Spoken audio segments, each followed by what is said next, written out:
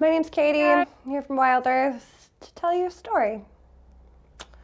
Once upon a time, there was a family. And in this family, there was a mother and 2 daughters. Now, I don't know why, but mother took a liking to the one more than the other. She'd have one daughter do all the work and chores, and the other one sat around idly.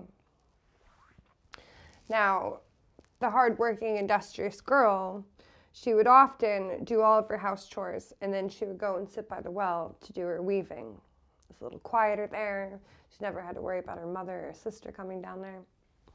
So on this day, she finished all the chores, and she took her loom, and she was sitting down there weaving, and she had the warp, and she was going back and forth and back and forth. And this child, she worked so hard that her fingers began to crack and bleed. And she saw that her finger was bleeding, and she accidentally got a little bit of blood on her warp, the part of the loom that goes back and forth. So she stuck it in the well just to rinse it off, not to get blood on her work. And when she went to dip it, it fell into the well. Well, she went back home and told her mother, assuming her mother would be sympathetic. Unfortunately, that was not the case. "Well, then go back there and get it, foolish child," said her mother. "What did you expect to happen? I cannot get you another one. You will have to swim down there and get it. Do not return home until you have." "Oh," said the dear girl. She walked back to the well. She looked in. All right. She closed her eyes and closed her nose and bloop, bloop, bloop, bloop, bloop, bloop, bloop. She swam down, and it got darker and darker. And finally, she got to the bottom of the well, and she began to feel around. Now, I don't know exactly what happened. I don't know if maybe she fell asleep, began to slip out of consciousness.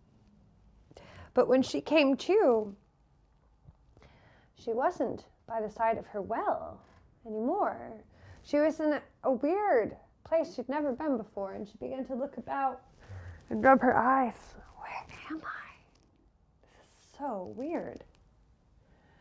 And as she was just trying to look about, she heard this little noise. Help me, or I will burn at once." Oh dear, that sounds dreadful. So she ran over and she saw this little tiny shack. And in the shack there was an oven, a cob oven. And inside there were loaves of bread, screaming bloody murder. She peeked her head in the oven, and sure enough, it was the loaves of bread. "Get me out, please, please." Oh dear. She went and she got the paddle, kind of like a pizza paddle, and she popped the loaves of bread out of the oven. So carefully took them out and put them on the rack to cool. And there, that's better. And the bread said, "Oh, thank you." And she kept walking. And as she kept walking, she came to the most magnificent orchard. There were apple trees, plum trees, peach trees, raspberry bushes, anything you could dream up, fig trees. It was amazing. But as she was walking through this pasture, she heard a holler. Pick me, or my branches will break. They're so heavy." And she looked over, and the apple tree was beginning to bend. It was so weighed down. So she picked the apples, and she began to make a great big pile of them under the tree. And when she'd picked every last ripe apple, the tree sighed, "Oh, thank you." Now, she walked through the orchard, through the garden, and she saw this little tiny stone cottage. She went over to it, and she was about to knock on the door. But from inside, she could see the silhouette of a woman who looked rather old and bent and broken. And the old woman, she looked a little bit spooky. And the child, I don't know. This seems a little off. But she knocked on the door anyway. And the old woman came and opened the door.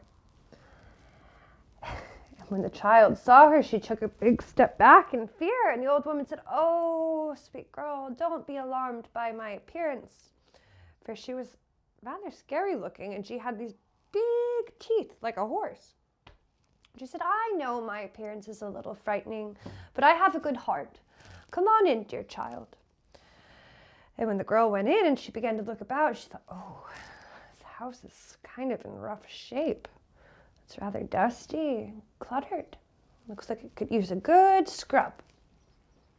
And she sat down and talked to the old woman. Indeed, the old woman's heart was full of kindness. She said, are you hungry? Let us fix something to eat. So they made themselves some soup, a piece of bread, and some tea. And the old woman, she said, I sure could use a young, spry person such as yourself to help me around here.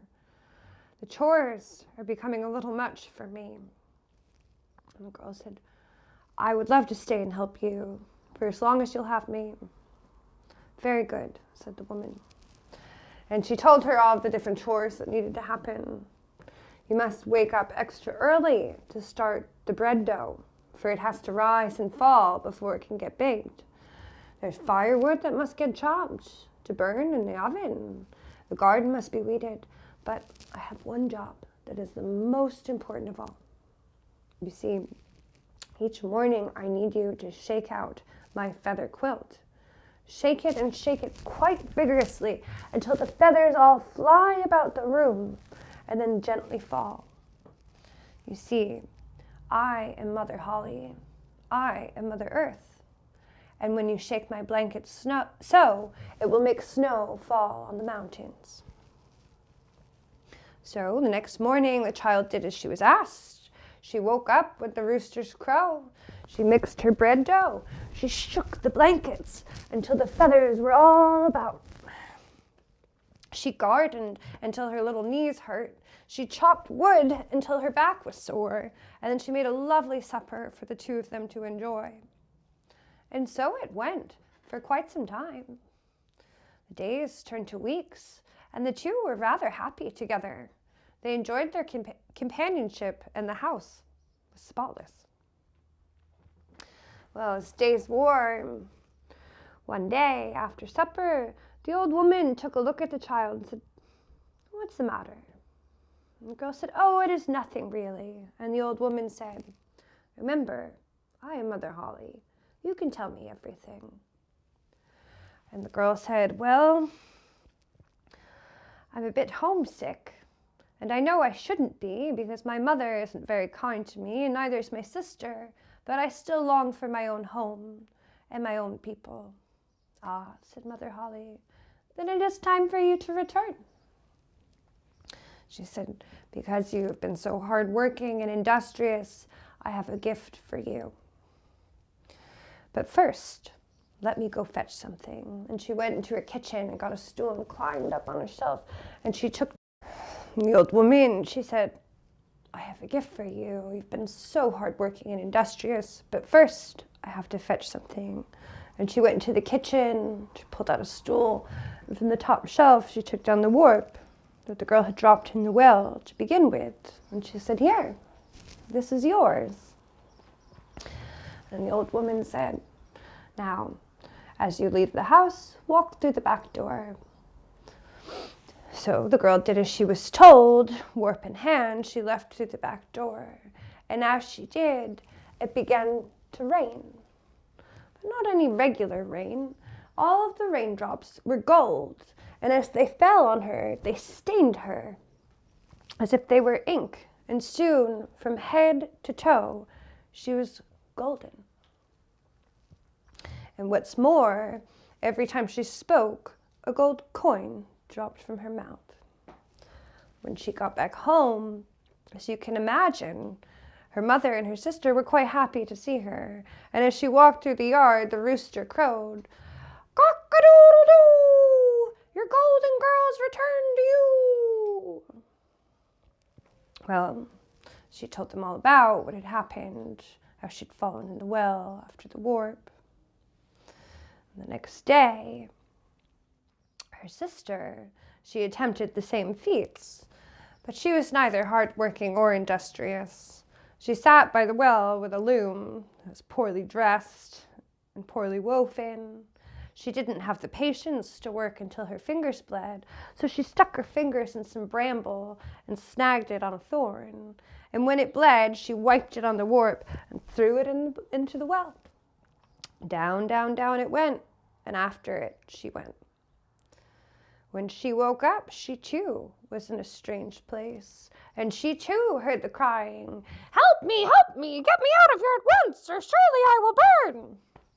She went over to the little oven, and she saw the loaves inside.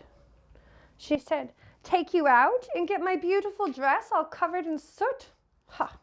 You can stay in the oven for all I care." She walked through the orchard, and she heard the apples. "Please, please, pick me, for my branches are heavy. And have them drop on my head." Ha! Yeah, right. And she kept walking right up to that little cottage, and she hesitated not a moment before she banged on the door. The old woman, who, I'll remind you, was rather spooky looking, came to the door, and the girl didn't care at all. She said, "Hi, I've come to help you." The old woman said, "All right, come on in then." And she said, "Well, I'm getting rather old, and I need more help than I used to." And she gave her the long list of chores. And again, she said, "But most important of all is that you shake my blanket quite vigorously, otherwise the snow will no longer fall." "Sure, sure," said the girl. Now, on the first morning, she did wake up early. I'll give her that. She got up when the rooster crowed, and she mixed the dough, and she went about the chores. And she said, "There." And she felt really good about herself. But the next day, when the rooster crowed, she said, "Oh, that dang thing, shut up." And she went back to sleep. And when it was time to shake the blanket, she, "That'll do." And each day that passed, she lost more and more oomph. She did a poorer and poorer job at all of her chores until soon it was like she was making things worse. Now, finally, one evening, Mother Holle said, "I suppose it's time for you to be returning home." Yes, I do think so." So, "I would like to repay you for all of your work." And she went to the kitchen and pulled out the stool. She got down the warp and handed it to the child and said, "As you leave through the back door." "As you wish," she said, and off she went with a spring in her step. "I'm gonna get covered in gold, I'm gonna get covered in gold."